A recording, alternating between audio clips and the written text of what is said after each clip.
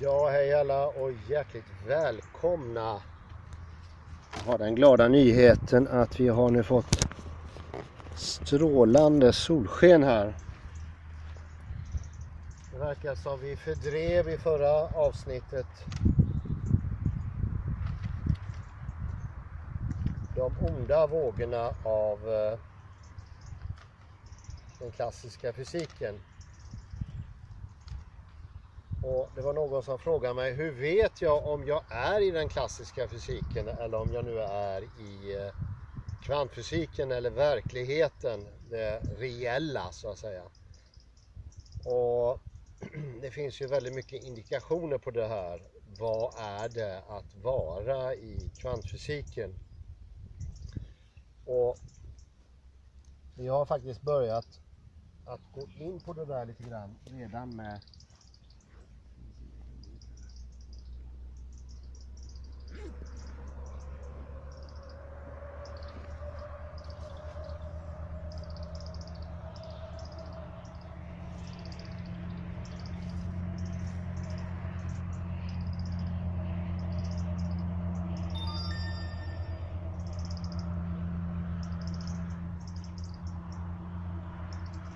den gode Maslow. Jag tar av mig här, ursäkta mitt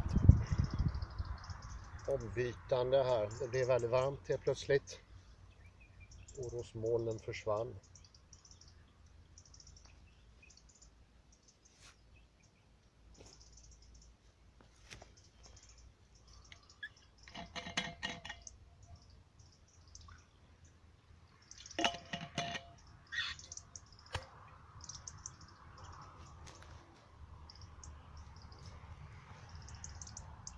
So welcome everybody to 610, and I will try and do this in English another time, once more, and just to state that the cloudiness that I experienced just 2 hours ago when I did episode 609 has disappeared, and it has become this clear and beautiful sky,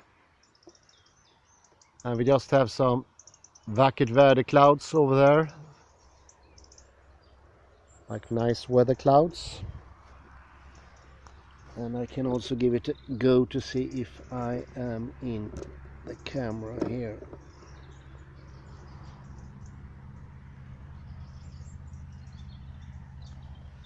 And the question asked today is, how do you know that you are in quantum physics and not in classical physics? Are there any discrepancies? Are there any tangible differences that you can note? Yes, indeed there are. There are many. And I try to make a list here, and I might say that my friend Kalle often notice it's better to catch 2 flies in one go. Whether this is the purpose right now, I'm not quite sure, but it will anyway happen, because the indications to be in real life is much more or less similar to what Maslow means with a person who is beginning to be self-actualized.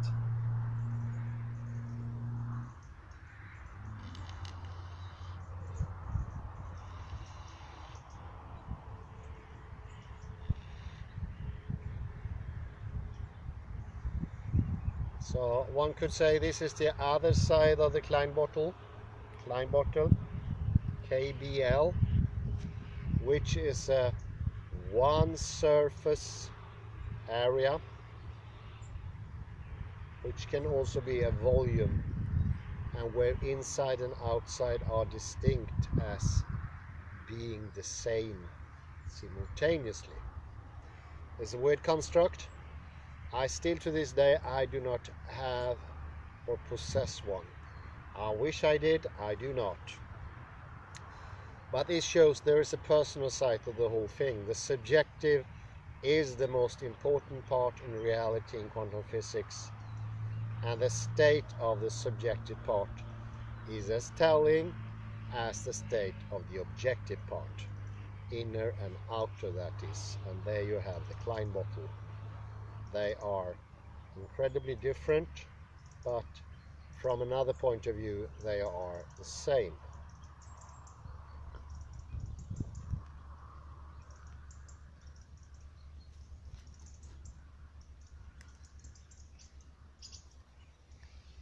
Within yourself, and this is the first question to be answered if you want to know you are in quantum physics or in classical physics, and negatively would put you into classical physics, CLF referred to also. I even take the cap off. I know that's going to put the sun in my eyes. Sorry about the cap. Number one is, are you completely happy? Do you feel that you are realizing your goals? And do you have a perception, an inner perception? And I think that's quite clear in all of us. Our embodiment will tell us directly the answer to these questions, and you can be honest because you don't have to tell anyone explicitly.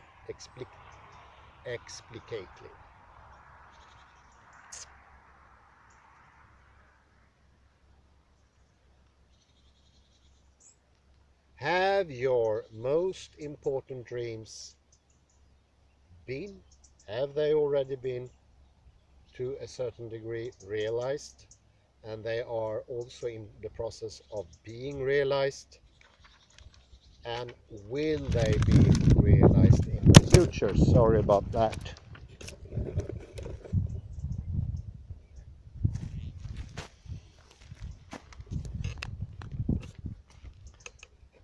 There was a gust of wind. Sorry. So let me rephrase that. Are you feeling that you have realized parts of your dreams or dreams? Are you also being in the process of realizing dreams? And are there in the future further dreams to be realized? And you feel that you are certain this is going to happen in some way or another. This is a general bodily impression, sense this is going your way. Things are working out for you. And this actual feeling is something that is, according to the Klein bottle, perceptible both on the inside and the outside. A yes here would say that you have both your feet in quantum physics. A no could be that you have both your feet in classical physics. But of course there is a big spectrum in between.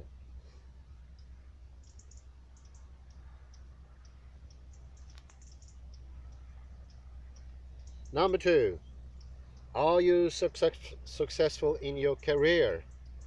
Have you reached the jobs you always wanted, or the job? Have you realized your utmost dream when it comes to what you're working with? Is that finalized? Because that is very important. Dreams are usually something that are cast already when we are very small. And somewhere in school age, for instance, that will be even firmer, so to speak, implemented in our thinking. This is me, this is what I want to be. And you are constantly striving to that. In each moment, in each day, in every week, in every month, and every year, you're going in that direction. This is directionality, and this goes to show also a yes on this second question will say that you are in quantum physics.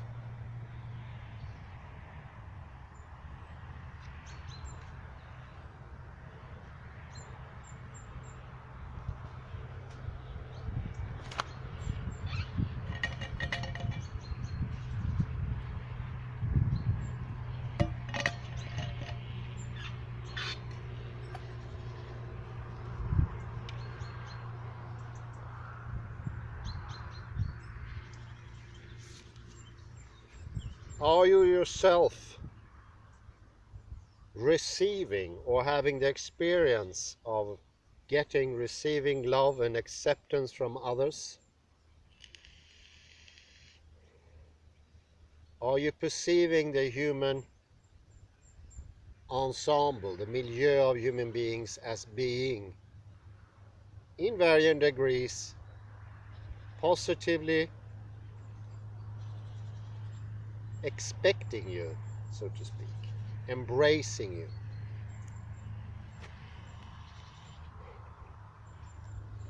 And do you see the world as a friendly, caring and safe place? Is the world a good place to be in?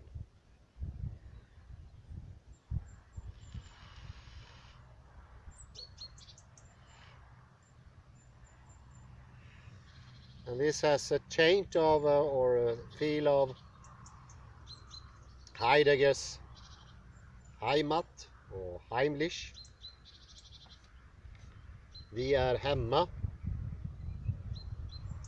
Vi är hemma på den här planeten. Vi är inte någon annanstans. Klassiska fysiken gör alltid att vi är allienerade i olika utsträckning med omgivningen.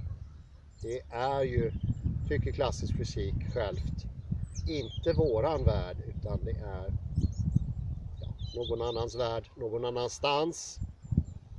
Bortomvärldslig, som Tegmark skulle säga. Men också med ett sken av bara vara ett skimmer, ett sken, ett spöke, en fantasm. Och som sådan, den här overkligheten är alienerad. Jag tänker på Kafka här. Det är inte bara att det är ovänlighet och hårdhet han stöter på. Det är i hans romaner en vilt främmande värld. En värld han inte hör hemma i. Och det verkar nästan som de olika huvudpersonerna inte hör hemma ens i sina egna liv. Här pratar vi om att du känner dig hemma, att du är hemma. Och även om du är på väg någonstans så är du i den punkten du är på något sätt hemma. Och det här är en mångfacetterad upplevelse, en kroppslig upplevelse av att vara hemma. Och jag skulle till och med vilja säga att kontakten med jorden, den jag står på just nu, är en viktig del av det här att vara hemma. Jag är bokstavligen på denna jord, ingen annanstans. Jag känner mig hemma här, jag trivs. Jag är tillfreds med tillvaron.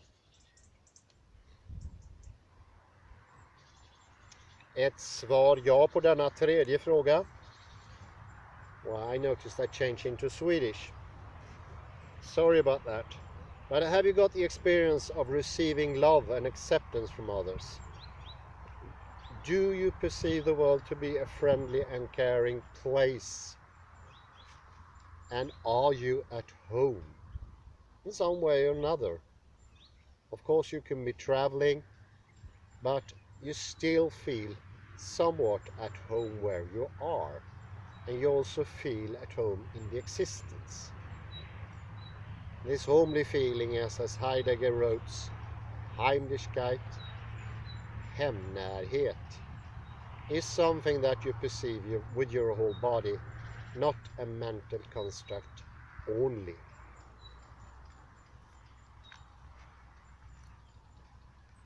Fourth, coming to what sort of signals, energies are you sending outwards?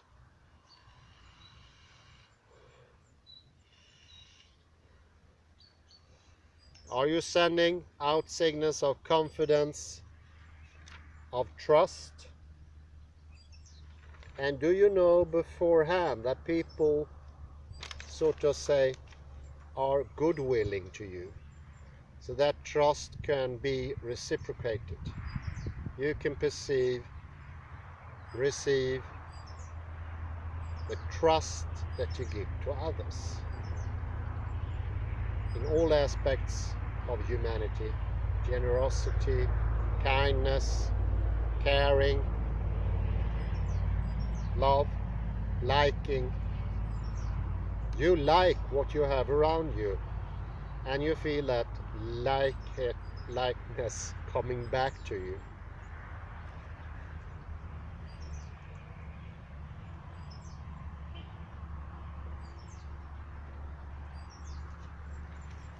That's the fourth question, and a resounding yes on this, which I hope I can get, will say this is a hospitable world and I understand it and I am in it. And no will say I am no longer part of this world. I don't perceive it to be real. It doesn't seem to have any intentions. And not seeing intentions in the world is not understanding it, because intention is the essence of the world.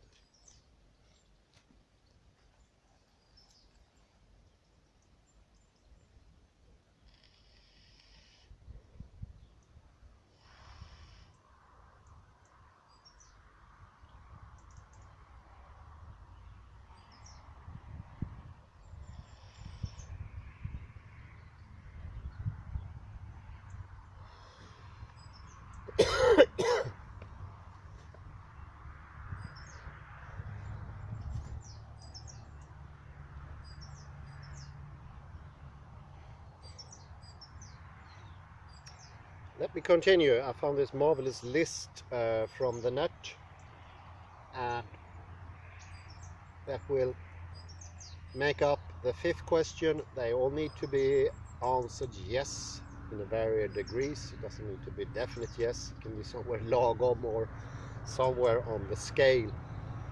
But a yes is more towards the direction of quantum physics. No is more towards the direction of classical physics. And this first one of the question 5 and the subcategories of question 5, 5A, B, C, I won't mention them in that order, but they will come in that order. And this is quite telling. Do you have an efficient perception of reality? If you are self-actualized, you can judge situations correctly and honestly. Self-actualized people are very sensitive to the superficial and the dishonest. The resounding yes here will be that you are in quantum physics, and this goes to show the inner perspective of being in reality. Because if you are in classical physics, CLF, nothing will be correct anymore. No, you won't be able to judge any situations or what to do or what has happened correctly and honestly. Actually, there is no honesty in CLF. It's by itself impossible, because it's a strive towards the things that are not real.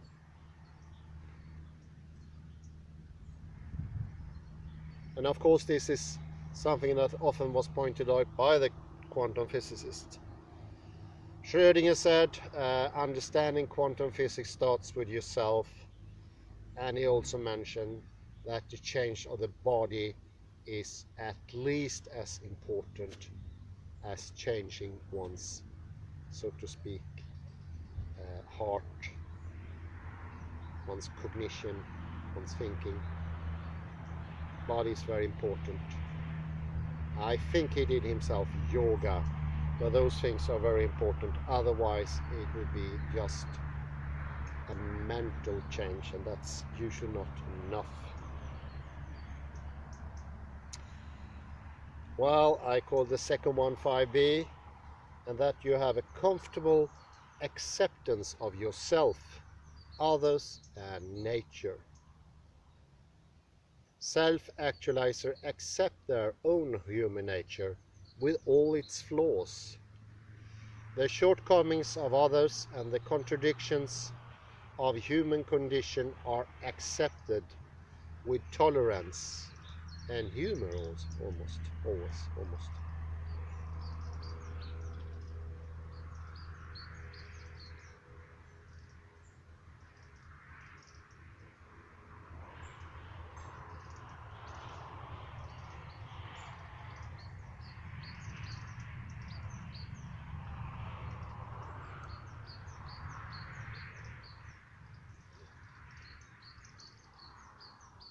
5C. A self-actualized person is reliant on its own experiences and judgment. And that person is independent, not relying on culture and environment to form opinions and views. Something very important, because quantum physics is living in the world, realizing it as it is. And then your own experiences and judgments will become trustworthy. Little by little, it's a path. Of course, there won't be at all reliable in CLF, but there is an improvement going on.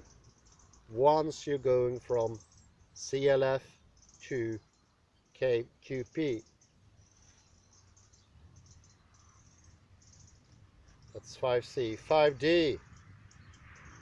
In quantum physics, you are spontaneous and natural.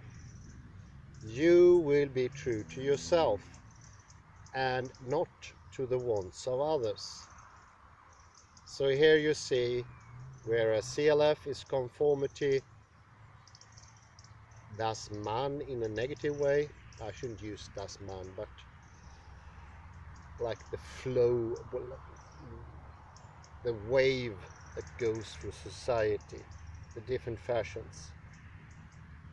Here, to be in the world, you need to be true to yourself, to understand it, to embrace your own subjectivity, not to understand the world as a generalized thing or a point of view taken from nowhere.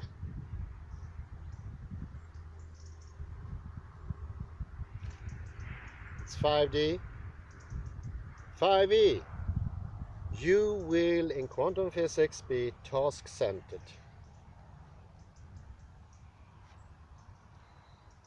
You have a mission to fulfill in life, or some task or problem that's beyond yourself.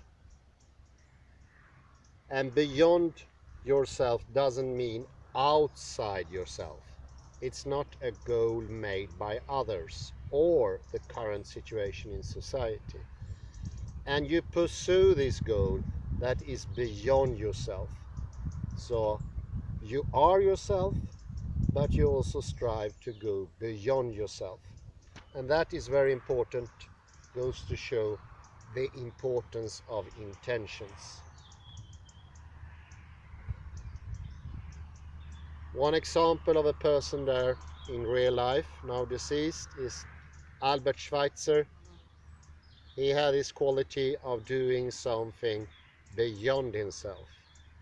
But of course, he also was completely at ease with himself, which is a prerequisite for doing something beyond oneself.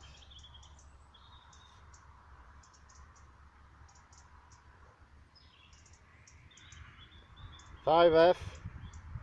Self-actualizer are free from the reliance on external authorities or other people. They tend to be resourceful and independent. 5F. Resounding yes, there is quantum physics, and I might comment that by saying that CLF is a system for what's correct. Sometimes we say that system can be checked by expert, but it doesn't have to. But it's outside yourself, it's outside human beings, a checking system. Whereas a quantum physical person, a self-actualized person, can and do rely on himself. Therefore, that person can be truly independent. 5G. he or she has a continued freshness of appreciation. Do you have a continued freshness of appreciation? Is the day new?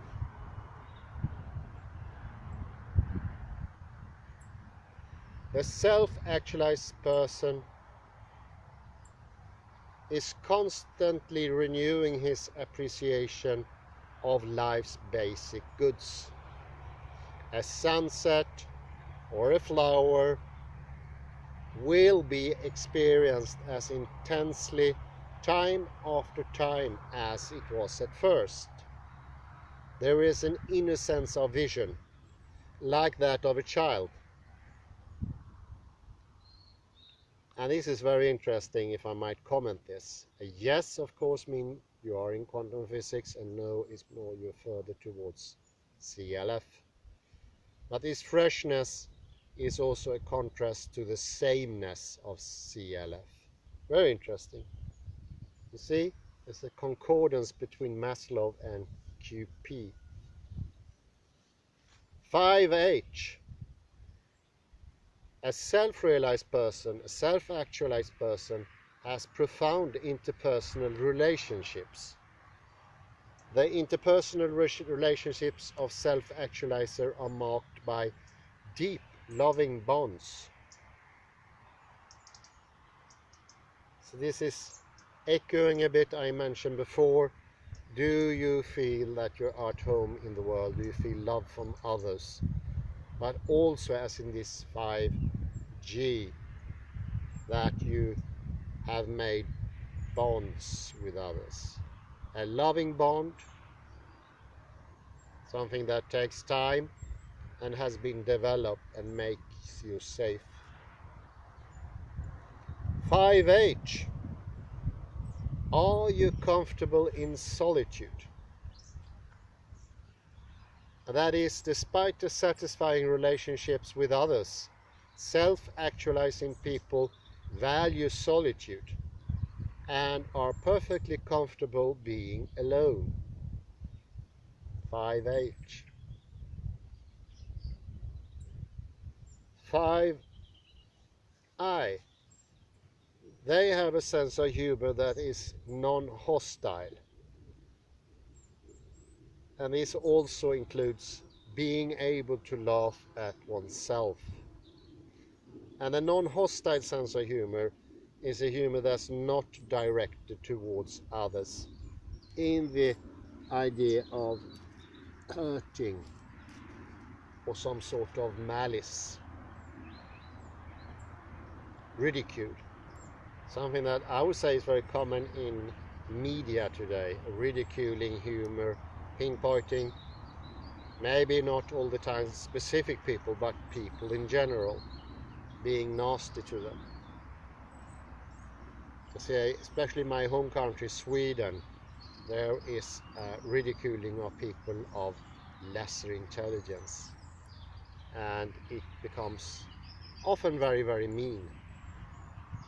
And this meanness is caused, according to Maslow, by a lack. But also, quantum physics, you live in reality.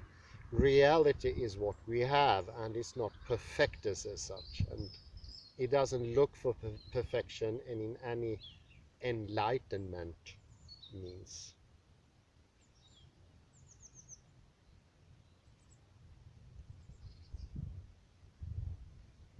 5J, and this is very important, I'd say as well. When checking self-actualized people, Maslow noticed that they have a frequent occurrence of peak experience. And these are temporary moments of heightened self-actualizations. This is when you feel especially vivid, live, energized, goal-oriented, task-oriented, successful in what you do. You hit in the cue ball and it goes into its corner. You are like Federer hitting the ball, and that was my improvisation of a tennis player.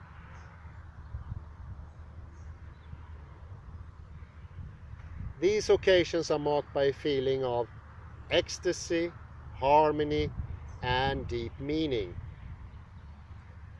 And self-actualizer often report feeling at one with the universe, stronger and calmer than ever before, filled with light, beauty, goodness, and so forth. And this is often referred to thinking in action, when your thinking is clearer and its intention is very, very clear. And this is, as I mentioned, in 609, when you hardly notice the thinking, but they are still there, which is very important. You're not in a non-thinking zombie-like state. That is more like quantum physics. 5K. Self-actualized people. In quantum physics, you possess humanity. Humility and humanity, they rhyme.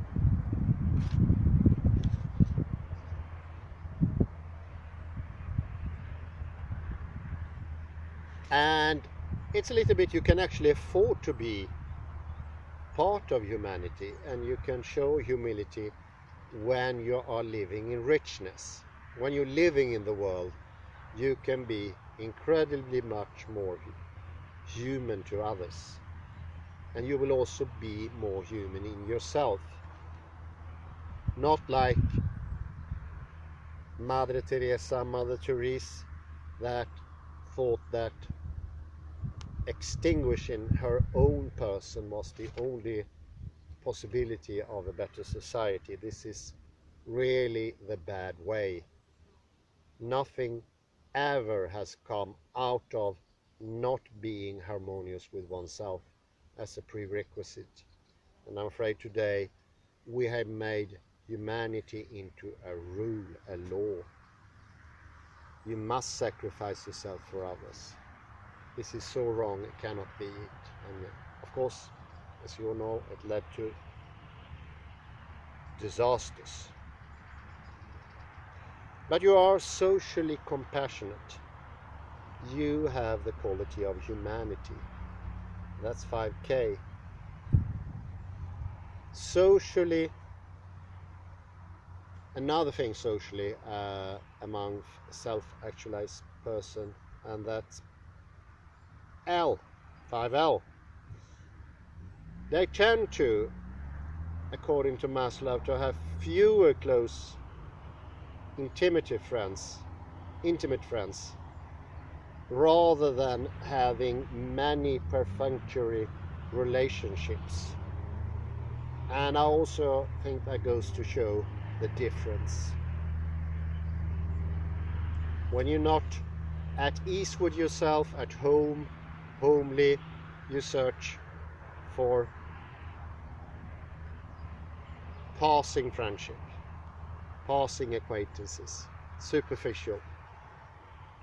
It seems, according to Maslow, that self-actualized people have more profound relationships with few people.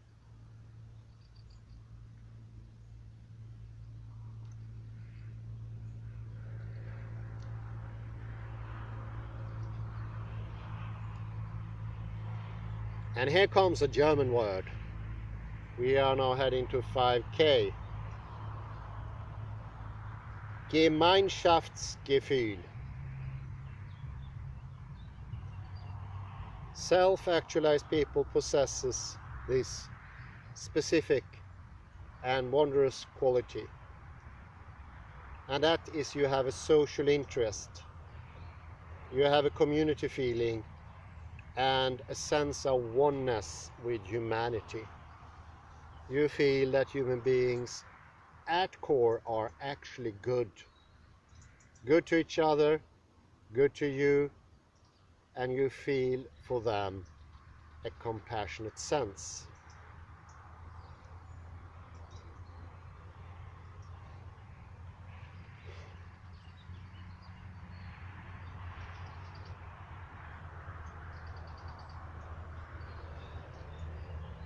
And Now you have a checkup list. Maybe this should be formalized. I think it should actually, to be memorized, because they give sort of, with this metaphor of the lighthouse, it's a guiding light for what you can receive in quantum physics. We all want these traits, but something is stopping us, and it could be different things, I think. And as I mentioned before, we need to start with the paradoxes, because even though we both head and body, usually the strongest resistance you will find in the head. Because if we are head oriented, not living in the world, not standing on the ground, not taking in reality, the body is unresponsive. The head doesn't have much contact with the body. It's almost like a brain in the vat. So we need to address the thing that is still having some consciousness.